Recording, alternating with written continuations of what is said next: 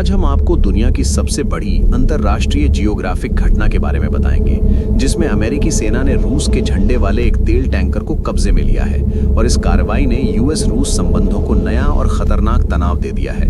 ये सिर्फ एक कब्जा नहीं है, बल्कि ये वैश्विक राजनीति, तेल बाजार, युद्ध की रणनीति, समुद्री ताकत, आर्थिक दबाव और अंतर्राष्ट्रीय कानून के बीच एक बड़े और लंबे समय तक चलने वाले टकराव का हिस्सा है। इस पूरी कहानी को समझने के लिए हमें कई साल पीछे जाना होगा, क्योंकि अमेरिका और रूस के बीच टकराव अचानक पैदा नहीं हुआ, बल्कि शीत युद्ध के बाद से ही दोनों देशों के बीच प्रभुत्व की लड़ाई चलती रही है, खासकर ऊर्जा संसाधनों को लेकर। तेल और गैस आज भी किसी भी देश की आर्थिक रीढ़ होते हैं, और जो देश तेल पर नियंत्रण रखता है वो वैश्विक राजनीति में अपनी ताकत बढ़ा सकता है। अमेरिका लंबे समय से ये रणनीति अपनाता रहा है कि जिन देशों को वो अपना विरोधी मानता है, उनके तेल और गैस से होने वाली कमाई को प्रतिबंधों के जरिए कमजोर किया जाए।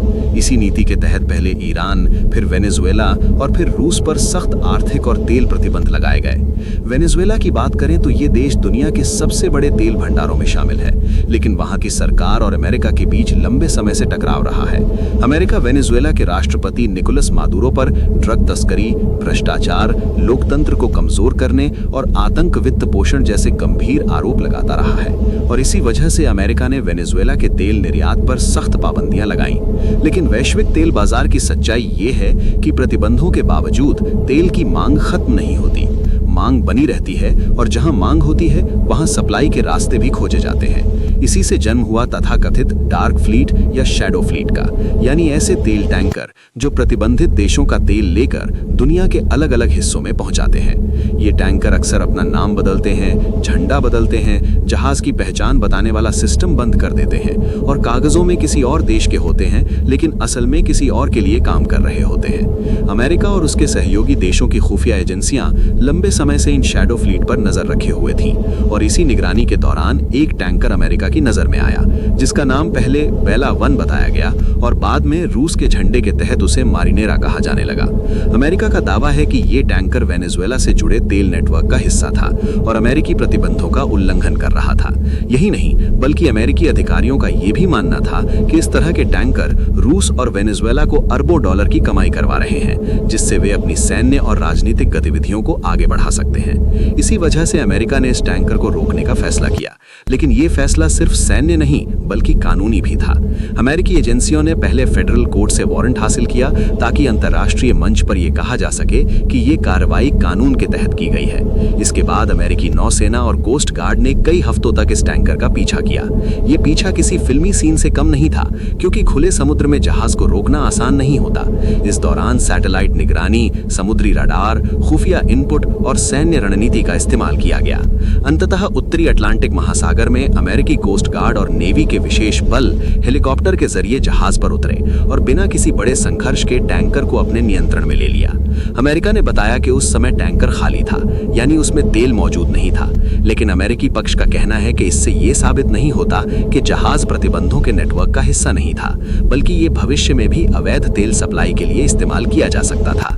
अमेरिका ने इस पूरे ऑपरेशन को सैन्य कुशलता और कानूनी अधिकार के तहत की गई कार्रवाई बताया, और इसे एक मिसाल के रूप में पेश किया कि वो अब सिर्फ कागजों पर प्रतिबंध लगाने तक सीमित नहीं रहेगा, बल्कि समुद्र में जाकर भी कार्रवाई करेगा।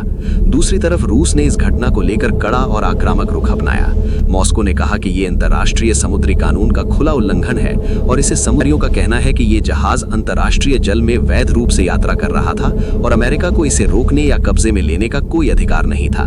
रूस ने यह भी कहा कि इस तरह की कार्रवाई भविष्य में वैश्विक समुद्री व्यापार के लिए खतरनाक मिसाल बन सकती है, क्योंकि अगर हर ताकतवर देश अपने हिसाब से अंतर्राष्ट्रीय जल में जहाजों को रोकने लगेगा तो दुनिया में अराजकता फैल सकती है। रूस ने अपने नागरिकों की सुरक्षा, सम्मान और सुरक्षित वापसी की मांग की और कूटनीतिक स्तर पर विरोध दर्ज कराया।